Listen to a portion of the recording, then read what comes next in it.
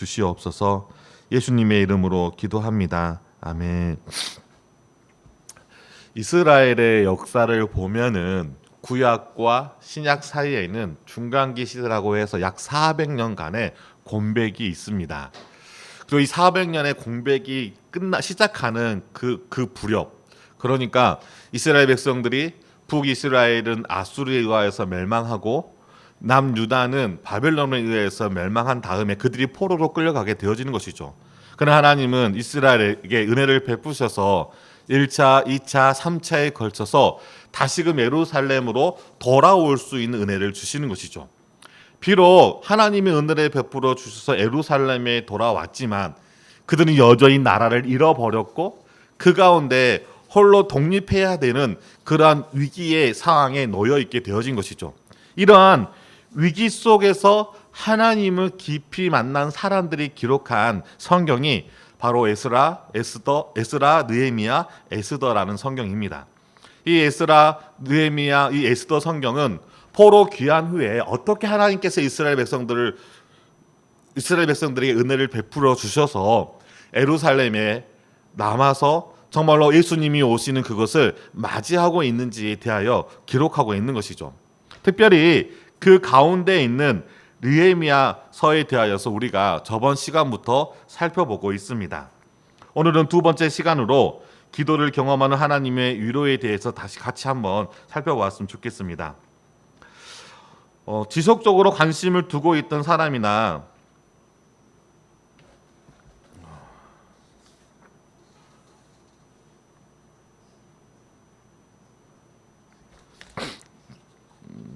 죄송합니다.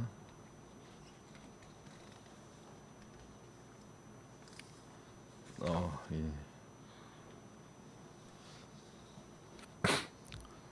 죄송합니다. 제가 좀 몸이 좀 안 좋아서 우리가 관심을 가지고 있는 어떠한 대상, 특별히 사람이나 가족에게 어떠한 좋지 않는 어떤 소식이 들려올 때 우리의 마음이 심란해질 뿐만 아니라 자신이 하고 있는 그 일이 손에 잡히지 아마 않게 되어지는 것이죠. 더욱이 잘 정착했을 뿐만이 아니라 하나님의 은혜 가운데 잘 살고 있다는 소식을 들은 후에 전혀 생각하지 못한 그리고 너무나도 좋지 않은 소식을 들었을 때 우리의 마음은 더 괴롭고 아마 자신이 큰 힘이 되지 못하겠지만 당장이라도 달려가서 무엇인가를 도와주고자 하는 그 마음이 간절해지지 않겠습니까? 느헤미야도 마찬가지였습니다. 에스라를 통해 귀환한 이스라엘이 예루살렘에서 성전도 건축하고 또 에스라를 통하여서 하나님의 깊은 은혜도 경험하였습니다. 그래서 그들이 이 예루살렘에 잘 정착하여 살고 있을 것이라고 생각하며 오매불망 예루살렘을 향하여 기도하고 있었을 텐데 그에게 두어 사람과 함께 온 하나니아를 통하여 예루살렘의 소식을 듣게 되어지는 것이죠. 그 소식은 이 느헤미야에게는 천천병력과도 같은 소식이었던 것입니다. 주변에 많은 대적자들이 있었기 때문에 아마 느헤미야도 예루살렘에 정착하는 것은 결코 쉽지 않을 것이다 라고 생각하였을 것이고 그로 인해 아마 많은 환난도 있을 것이다 라고 생각하였을 것입니다. 이미 나라는 망하였고 다시 소수의 사람이 귀환한다고 해도 정착하는 것은 쉽지 않았기 때문이라는 것이죠. 왜냐하면 무려 70년이라는 시간이 흘렀기 때문이라는 것입니다. 그럼에도 불구하고 다시금 일어서려고 하는 하나님의 회복의 은혜가 있었고 이 모든 것이 하나님이 하시는 일이라면 어떠한 어려움과 환난이 있다 할지라도 아마 능히 이겨낼 수 있을 거야 라고 아마 느헤미야는 생각하였을 것이죠. 그러나 그가 들은 소식은 그렇지 못하였던 것입니다. 에스라가 귀환하연 다음에 그곳에서 영적인 그러한 각성이 일어난 그 시간이 13년이 흐른 다음에 성전을 재건할 때에도 끊임없이 괴롭혔던 사람들을 통해 백성은 환난뿐만이 아니라 능욕을 당하였던 것이죠. 더욱이 성전이 허물어지고 성문들이 불탔다라고 하는 그 소식을 들었을 때 그 마음이 크게 무너졌을 것입니다. 약탈을 당하여 그들의 생활은 더욱더 비참해졌고 영적으로도 심각한 어려움에 처해지지 않았겠습니까? 느헤미야는 이 소식을 듣자마자 아마 당장이라도 달려가서 이스라엘에게 능력을 주며 성전을 허물고 성문들을 불태우며 약탈을 자행하는 자들을 사로잡아 어려움에 처한 이스라엘 동족들을 구원할 수도 있었을 것입니다. 왜냐하면 그는 아닥사스다 왕의 가장 신이 많은 술 맡은 관원이었기 때문이라는 것이죠. 술 맡은 관원이라는 것은 가장 권력의 중심에 있었기에 충분히 그렇게 할 수 있는 능력도 있었을 것입니다. 그렇기 때문에 예루살렘에서 온 두어 사람과 하나니아가 느헤미야를 찾아왔던 것이 아니겠습니까? 아마 느헤미야를 찾아가면 이 느헤미야를 통해서 당장 지금 어려움에 처한 이 예루살렘을 아마 구원해낼 수 있을 거야. 자신들을 도울 수 있는 가장 강력한 무기가 될 수 있을 것이다 라고 생각하였기 때문에 느헤미야를 찾아와 예루살렘의 상황을 이야기하였던 것입니다. 이 소식은 느헤미야로 하여금 한편으로는 동족을 향한 큰 슬픔과 애통함이 되었을 것이고 다른 한편으로는 그러한 상황을 만든 자들을 향한 거센 분노가 생겨났을 것입니다. 문제의 심각성을 볼 때 당장이라도 달려가서 해결해야 할 상황이겠지만 느헤미야는 자신의 마음속에 출렁거리는 그 모든 감정들을 가지고 하나님 앞에 나와 기도하고 있는 것이죠.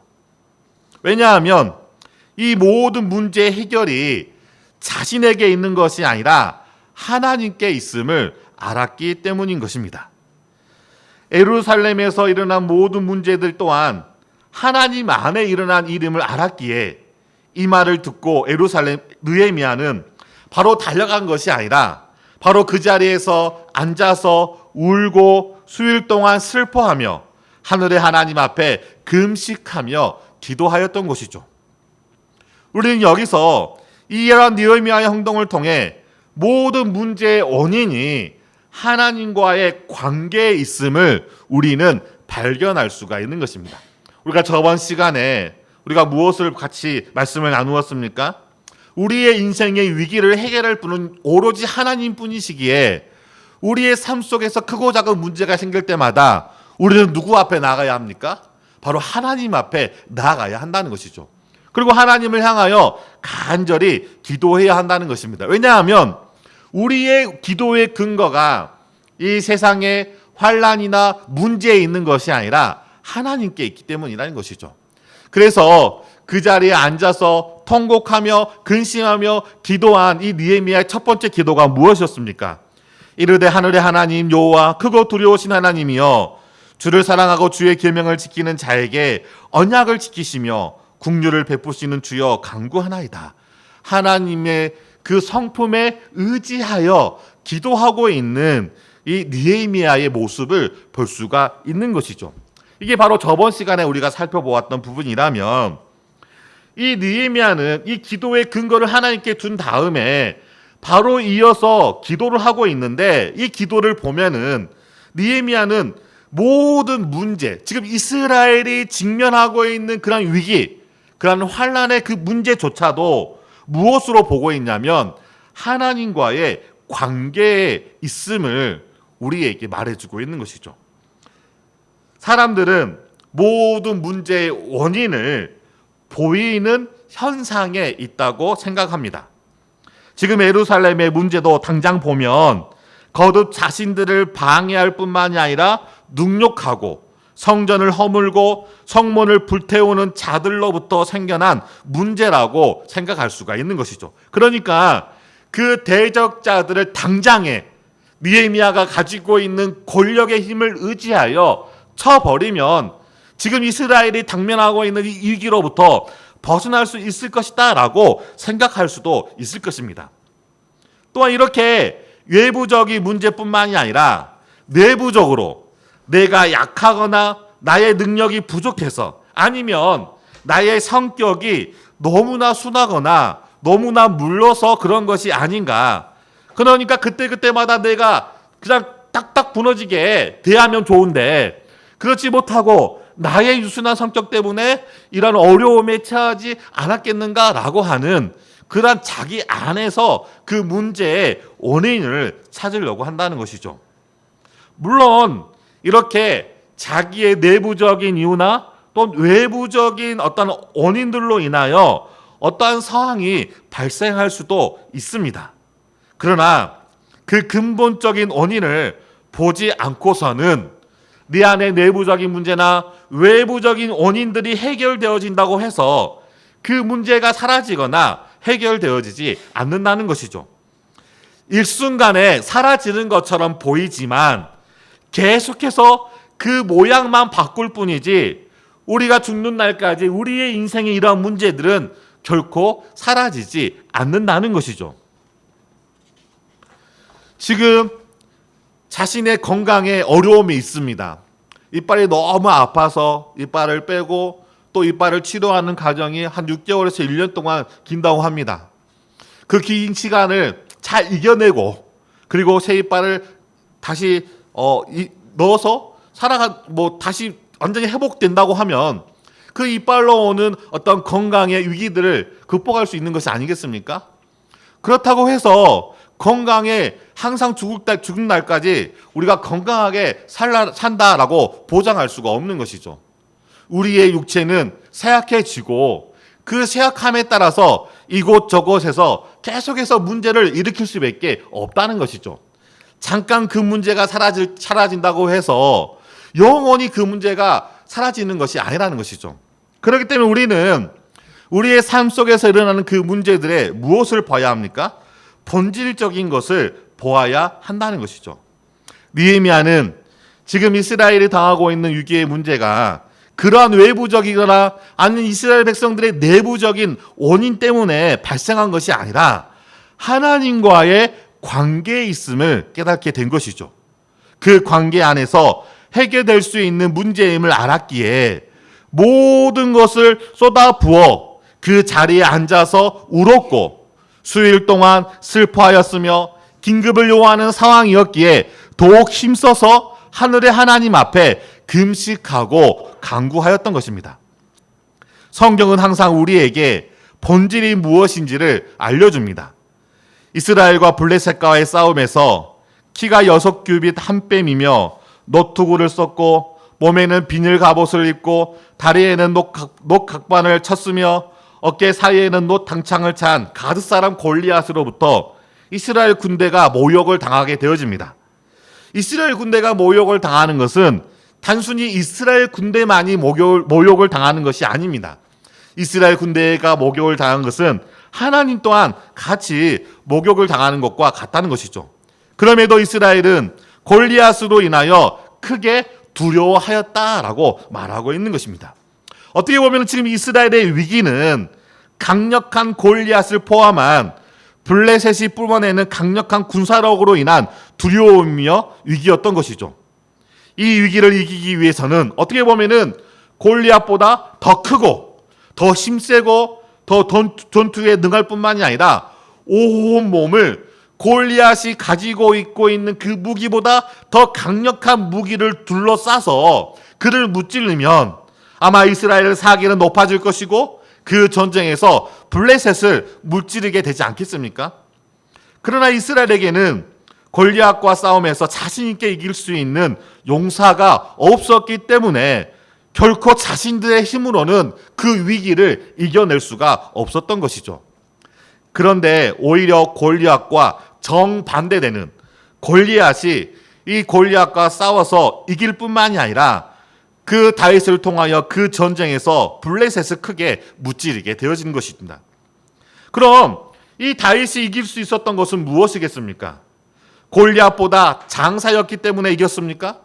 아니면 골리앗이 입고 있는 갑옷과 무기보다 더 강력한 갑옷과 무기 때문이었습니까? 자기 형들이 비난하고 있었던 것처럼 다윗은 사람들이 볼 때에도 골리앗과 싸우는 그 모습은 계란으로 바위치기 하는 것과 같았습니다. 힘뿐만이 아니라 군사로서의 능력은 턱도 없이 부족하였던 것이죠. 하물며 사울 왕이 자신의 칼과 갑옷을 주었지만 그것을 입은 자신이 맞지가 않는 거예요. 너무나 큰 거예요.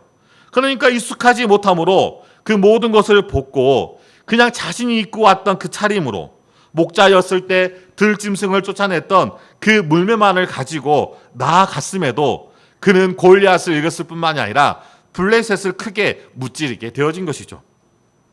다윗은 지금 위기에 처한 이 골리앗과 이 블레셋의 문제가 아니라 하나님과의 관계의 문제가 있음을 알았던 것이죠. 강한 힘의 문제가 아니라 하나님의 이름이 모욕당하고 있는 것이 문제였음을 깨닫게 된 것입니다. 그래서 다윗이 골리앗과 싸우러 나아가면서 사무엘상 17장 46절에서 47절에 담대하게 외칩니다. 오늘 여호와께서 너를 내 손에 넘기시리니 내가 너를 쳐서 내 목을 베고 블레셋 군대의 시체를 오늘 공중의 새와 땅의 들짐승에 주어 온 땅으로 이스라엘에 하나님이 계신 줄 알게 하겠고 또 여호와의 구원하심이 칼과 창에 있지 아니함을 이 무리에게 알게 하리라. 전쟁은 여호와께 속한 것인즉 그가 너희를 우리 손에 넘기시리라. 그렇습니다. 우리의 삶 속에서 일어나는 그러한 끊임없는 영적인 전쟁은 나에게 속한 것이 아니에요. 어떻게 보면은 내 문제이고 나와 관계 속에서 일어난 것이기 때문에 내가 해결하지 않으면 안 될 것처럼 보이지만 그 모든 것들은 바로 하나님 안에 있는 그러한 섭리에서 발생되어지는 문제라는 것을 잊어서는 안 된다는 것입니다. 따라서 우리가 인생을 살아가면서 경험하는 크고 작은 많은 위기들, 그런 문제들이 있을 때마다 그 본질적인 것은 무엇이겠습니까? 바로 하나님과의 관계에 있음을 우리는 놓치지 말아야 한다는 것이죠. 그 관계를 바라보지 않는 한 우리의 삶의 문제를 온전히 해결할 수가 없는 것입니다. 그래서 느헤미야는 하나님과의 관계에 문제가 있음을 알았기에 그는 하나님께 자신의 죄를 고백함으로 이 기도를 시작하고 있는 것입니다. 그러니까 하나님의 그 성품에 의지하여 첫 번째 기도하였다면 바로 그 본격적인 기도는 무엇을 통하여 기도하냐면 바로 하나님과의 관계 속에서 그 관계를 깨트리는 자신의 죄를 고백함으로 기도하고 있는 것을 볼 수가 있는 것이죠. 하나님과의 관계에서 가장 큰 문제는 바로 죄입니다. 느헤미야가 기도의 근거가 되신 하나님을 먼저 고백하는 이유도 바로 여기에 있는 것이죠. 하늘의 하나님, 여호와 크고 두려우신 하나님, 계명을 지키는 자에게 언약을 지키시며 긍휼을 베푸신 하나님께서 하물며 당신의 자녀들이 위기와 고통 가운데 있는데 가만히 두시겠습니까? 한번 생각해 보시기 바랍니다. 여러분의 자녀들이, 여러분의 사랑하는 사람들이 지금 위기 속에 있는데 당장이라도 달려가서 그들을 위기 속에서 구원하고자 하지. 그 정도 어려움은 금방 이길 수 있을 거야. 그렇게 간단하게 생각하고 아마 말하지 않을 것입니다. 우리의 아버지가 되시는 하나님이십니다. 당연히 하나님이 고통 가운데 있는 자녀들에게 하나님의 은혜를 베풀어 주셔서 그 위기로부터 구원하시지 않았겠습니까? 그냥 내버려 두신 하나님이 아니시라는 것이죠. 예수님도 누가복음 11장 11절에서 13절에 다음과 같이 말씀하고 있습니다. 우리 같이 한번 말씀 한번 같이 한번 읽어보도록 하겠습니다. 시작. 너희 중에 아버지 된 자로서 누가 아들이 생선을 달라 하는데 생선 대신에 뱀을 주며 알을 달라 하는데 정갈을 주겠느냐? 너희가 악할지라도 좋은 것을 자식에게 줄 알거든. 하물며 너희 하늘 아버지께서 구하는 자에게 성령을 주시지 않겠느냐 하는지라. 그렇습니다. 하나님은 우리의 아버지가 되시고 전지하신 하나님이시기 때문에 우리의 마음속 깊은 곳에서 신음하는 그것조차도 다 아시는 분이시죠. 그러니까 어떠한 상황에 처해 있든지 우리를 도와주려고 하지 뒷짐 딱 치고 어디 잘 이겨내는가 보자 라고 하시는 하나님은 결코 아니시라는 것이죠. 그러면 우리의 인생 가운데 문제가 발생되어지는 이유가 무엇이겠습니까? 우리가 구하여도 얻지 못하는 그 이유가 무엇이겠습니까? 야고보는 4장 3절에서 2절에 3절에 다음과 같이 말씀합니다. 너희는 욕심을 내어도 얻지 못하며 살인하며 시기하여도 능히 취하지 못함으로 다투고 싸우는도다. 너희가 얻지 못함은 구하지 아니하기 때문이요 구하여도 받지 못함은 정욕으로 쓰려고 잘못 구하기 때문이라. 구하지 않기 때문에 주시지 않을 뿐만 아니라 구하였음에도 우리가 받지 못함은 그것을 무엇을 향하여 쓰는 것이죠? 나의 정욕을 향하여 쓰는 거예요. 육신의 정욕과 안목의 정욕과 이생의 자랑을 위하여 하늘에 계신 하나님 앞에 기도하는 것이죠. 그러나 그렇게 육신과 안목과 이생의 자랑을 쫓아서 기도하는 것들은 자기 자신을 위하여 하나님 앞에 구하는 것이기에, 잘못 구하는 것이기에 하나님은 응답하지 않으신다는 것입니다. 결국 무엇을 지적하고 있는 것입니까? 우리의 죄에 대해서 지적하고 있는 것이죠. 죄가 우리와 하나님의 사이의 관계를 파괴하고 세상에 부족하고 모자란 것에 파묻혀 살아가게 만든 것입니다. 하늘의 자원이 오지 않아도, 여전히 이 땅의 자원이 부족하고 모자라더라도 그냥 살아가는데 문제가 없어라고 생각하며 그냥 이 땅에 코박고 살아가도록 만든다는 것이죠. 정작 우리가 보아야 할 것들, 우리가 들어야 할 것들을 보지도 못하고 듣지도 못한 채 그렇게 살아가도록 만드는 것이 바로 죄라는 것이죠. 그래서 하나님과의 관계를 생각하기에 제일 먼저 느헤미야는 하나님께 자신의 죄를 고백하면서 기도하고 있는 것이죠. 6절과 7절 말씀을 보겠습니다. 이제 종이 주의 종들인 이스라엘 자손을 위하여 주야로 기도하오며 우리 이스라엘 자손이 주께 범죄한 죄들을 자복하오니 주는 귀를 기울이시며 눈을 여시사 주의 종의 기도를 들으시옵소서. 나와 내 아버지의 집이 범죄하여 주를 향하여 크게 악을 행하여 주께서 주의 종 모세에게 명령하신 계명과 율례와 규례를 지키지 아니하였나이다. 올바른 기도는 바로 이와 같은 고백으로 시작되어지는 기도입니다. 하나님과의 깨어진 관계를 다시금 회복하는 것도 마찬가지로 자신의 연약함을 하나님 앞에 가지고 나와 고백함으로 시작되어짐을 잊지 마시기 바랍니다. 언제나 우리의 영적인 변화와 하나님의 거룩한 부흥이 있었던 곳에는 자기 자신과 자기의 가족과 민족을 향한 돌이킴, 곧 회개로부터 시작됨을 우리는 잊어서는 안 된다는 것이죠. 이 회개로부터 시작되어지는 이 부흥을 소개할 때 우리가 가장 많이 사용하고 있는 예화 가운데 하나가 무엇이냐면 1907년에 일어났던 평양 대부흥운동입니다. 1907년에 일어났던 이 평양 대부흥운동의 시작은 바로 회개로부터 시작되었기 때문이라는 것이죠. 영국 웨일즈의 1904년, 그러니까 1907년 평양 대부흥이 일어나기 이전에 3년 전에 이미 영국의 웨일즈에 큰 부흥이 있었습니다. 그 부흥의 주인공은 한 사람이었는데 그 사람이 바로 이반 노보츠였고, 그는 당시에 가난한 신학생으로 작은 기도 모임에 참석하였습니다. 그 기도 모임에서 그는 주님의 강력한 임재를 체험하게 되어졌는데, 그는 예수님께서 십자가에 피 흘러 죽으시는 장면을 목격하였던 것이죠. 그가 십자가를 바라보고 엎드리자 성령 하나님께서 그에게 강력하게 임하셨고, 성령님은 그에게 자기 안에 있는 그 죄를 보게 하셨던 것이죠. 그때 그는 꼬꾸러져 외쳤습니다. 주여 나를 굴복시키소서. 이 기도가 훗날 영국 교회의 부흥운동의 구호가 되어진 것이죠. 그는 성령의 강력한 임재 앞에서 자신을 굴복시키지 않으면 나중에 어미하신 하나님의 심판대 앞에 설 수밖에 없음을 강력하게 깨닫게 되어진 것이죠. 그래서 하나님 앞에 회개하였던 것입니다. 지금 굴복하지 않으면 마지막 날에 심판대 앞에 설 수밖에 없습니다. 라는 이 고백을 통하여서 영국의 부흥운동이 시작된 것입니다. 이 웨일즈 부흥운동의 현장을 방문하여 목격한 하워드 존슨톤 박사가 있습니다. 그가 1906년 9월에 우리나라에 찾아와 선교사들에게 이 웨일즈 부흥 소식을 전하게 되어진 것이죠. 그는 10월 평양 장대현 교회에서 말씀을 전하며 에반 노버츠 이야기를 하였고, 그와 같이 부흥의 도구로 시험을 받을 사람을 손들어 보라라고 하였습니다. 이때 손을 든 사람이 평양신학교를 다녔던 우리가 너무나 잘 알고 있는 길선주 장로였고, 그는 1907년 평양 대부운동의 주역이 되어지는 사람이 되어집니다. 1907년 장대현 교회에서 집회가 열렸습니다. 집회가 거의 끝날 무렵에 길선주 장로님이 앞으로 나오더니 이런 고백을 하였습니다.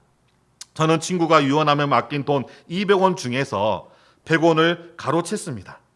장로가 그것도 1,500명이나 되는 교인들 앞에서 공개적으로 자신의 죄를 회개하였던 것이죠. 하나님의 은혜가 없이는, 성령의 강권적인 그런 역사가 없이는 이러한 고백에 나올 수가 없었던 것이죠. 더욱이 이 길선주 장로님의 회개를 들은 성도들은 저마다 자신들이 앞에 나와 지금까지 자신들이 숨겨놓았던 그 죄를 고백하였던 것입니다. 많은 사람들이 도둑질과 간음과 미움과 질투 등 온갖 더러운 죄를 토해내기 시작한 것이죠. 이게 바로 1907년에 평양에 일어났던 그런 대부흥운동의 시작이었던 것입니다. 이 모습을 보고 많은 사람들이 두려워서 교회에서 뛰쳐나가 도망치기도 했습니다. 그들은 도망을 치다가 또 하나님의 강력한 성령의 힘에 이끌려 도로 교회로 돌아와서 뒹굴며 가슴을 치며 회개하였고 죄를 토해내며 눈물을 흘렸던 것이죠. 저는 이러한 죄를 지었습니다. 저는 이러한 죄를 지었습니다. 이러한 죄에 대한 회개가 예배당에 있던 모든 성도들에게 임하게 되어진 것이죠. 그래서 저녁 때 시작된 이 집회가 다음날 새벽이 되어서도 끝나지 않았던 것입니다. 심지어는 다음날 아침에 쌀가게 주인은 대박을 속여서 판 것을 공개적으로 회개하는 글을 가게 앞에 붙이고 배상하였습니다. 고의로 빚을 떼먹고 사람은 체주를 찾아가서 사과하고 용서를 빌었습니다. 그리고 술집 앞에는 금일부로 이 술집을 폐업함, 어젯밤 주인이 회개함이라는 그런 광고가 붙기도 하였던 것이죠. 이처럼 부흥의 중심에는 항상 무엇이 있습니까? 회개가 있었다는 것이죠. 느헤미야의 첫 기도도 회개의 기도였습니다. 우리 느헤미야 자손이 주께 범죄한 죄들을 자복하오니 주는 귀를 기울이시며 눈을 여시사 종의 기도를 들으시옵소서. 나와 내 아버지의 집이 범죄하여 주를 향하여 크게 악을 행하였습니다. 주께서 주의 종 모세에게 명령하신 계명과 율례와 규례를 지키지 아니하였습니다.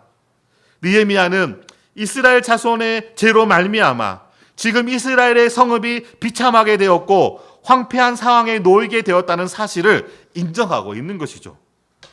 베드로가 오순절에 하나님의 말씀을 선포하고 그 하나님의 말씀을 듣고 마음에 찔려 베드로와 다른 사도들에게 우리가 어찌할꼬 라고 물을 때 베드로는 사도행전 2장 38절에 다음과 같이 선언합니다. 베드로가 이르되 너희는 회개하여 각각 예수 그리스도의 이름으로 세례를 받고 죄사함을 받으라. 그리하면 성령의 선물을 받으리니 죄사함을 받지 않고서는 결코 그 누구도 하나님의 진노를 피할 수가 없습니다. 죄사함을 받지 않고서는 그 누구도 하나님 앞에 나아갈 수가 없다는 것이죠. 그리고 죄사함을 위하여 예수님께서 이 땅에 오신 것이 아니겠습니까? 우리의 죄사함을 위하여 예수님께서는 이 땅에 오셔서 모진 고난을 당하시고 십자가에 못 박혀 죽으심으로 우리를 그 죄로부터 용서해 주신 것이죠. 그런데 우리가 이 느헤미야가 하나님 앞에 회개하는 기도를 볼 때 눈여겨보아야 할 부분이 있습니다.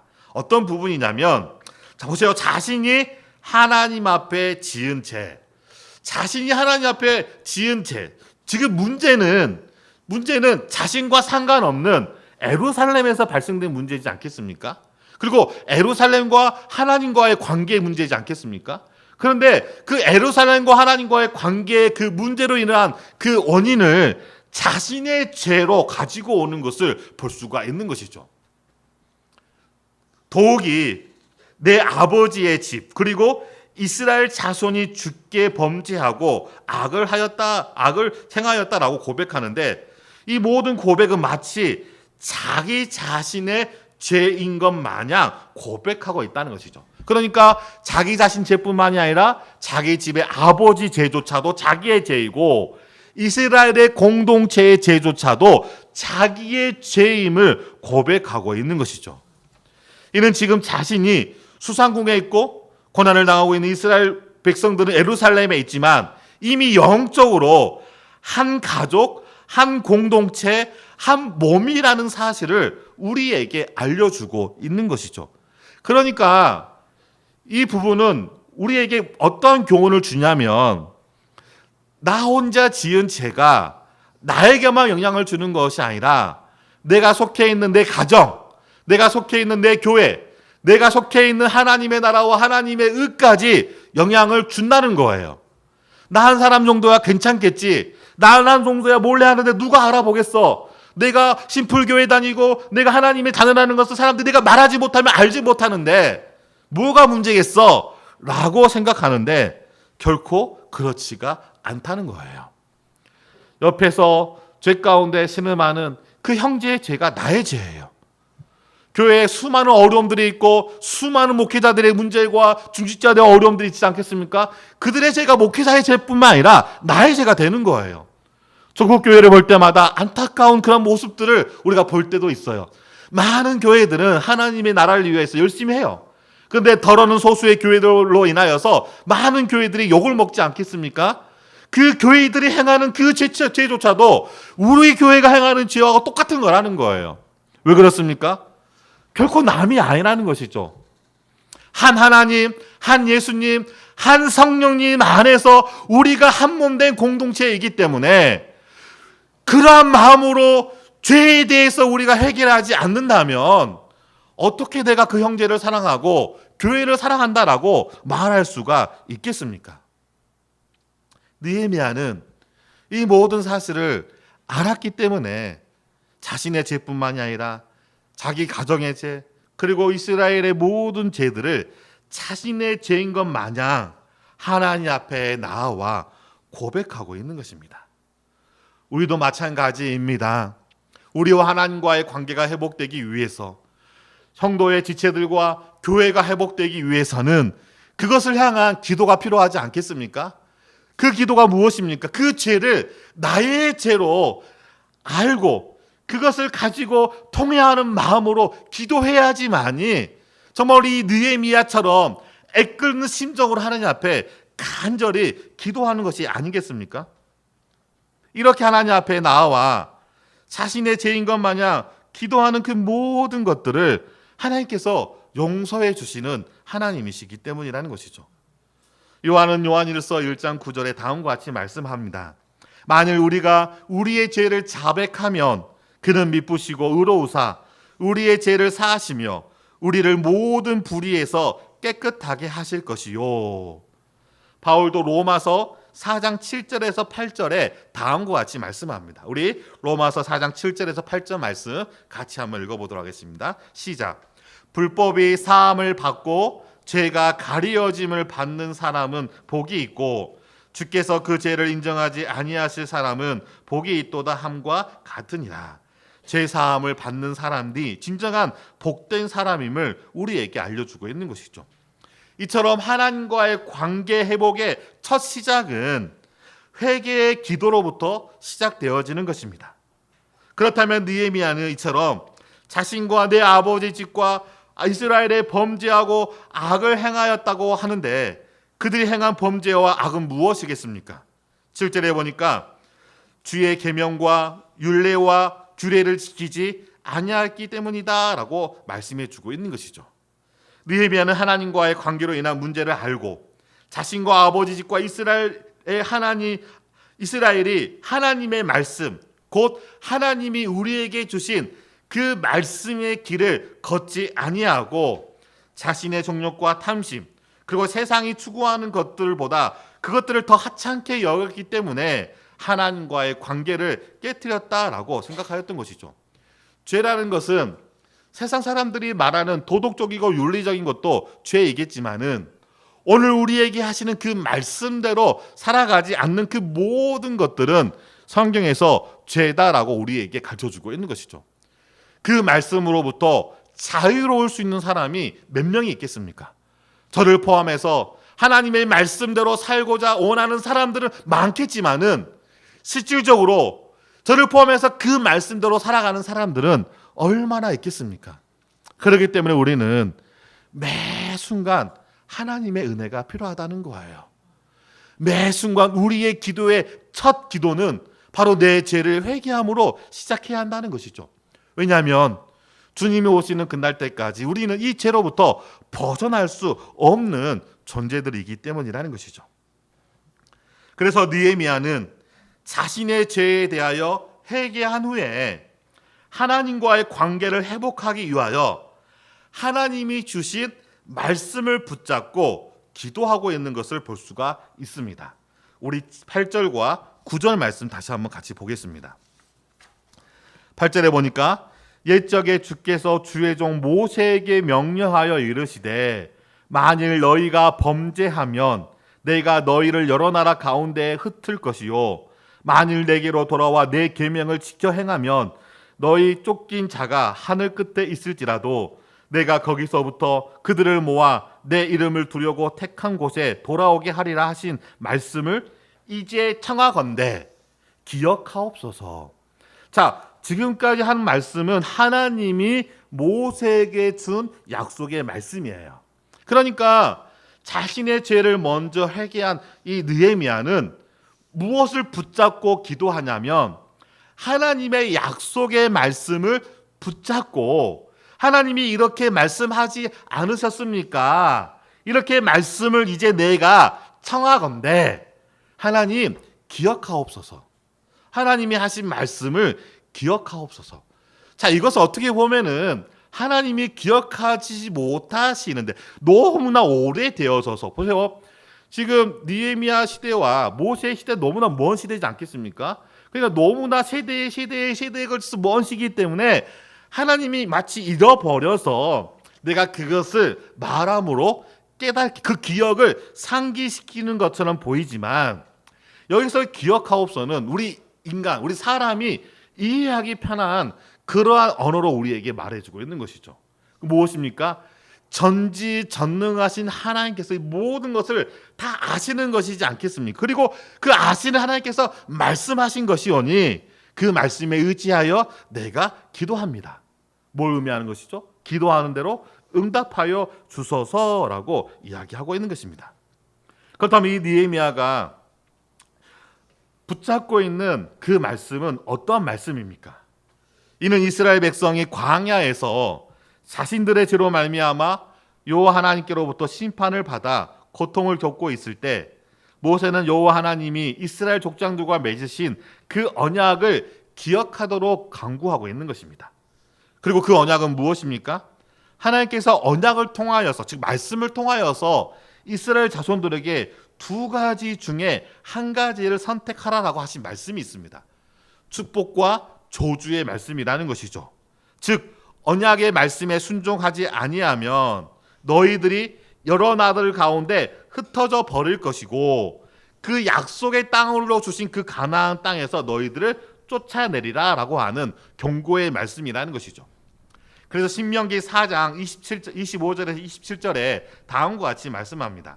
내가 그 땅에서 아들을 낳고 손자를 얻으며 오래 살 때에 만일 스스로 부패하여 무슨 형상의 우상이든지 조각하여 내 하나님 여호와 앞에 악을 행함으로 그의 노를 일으키면 내가 오늘 천지를 불러 증거를 삼노니 너희가 요단을 건너가서 얻은 땅에서 속히 망할 것이라. 너희는 거기서 너희 날이 길지 못하고 전멸될 것이니라.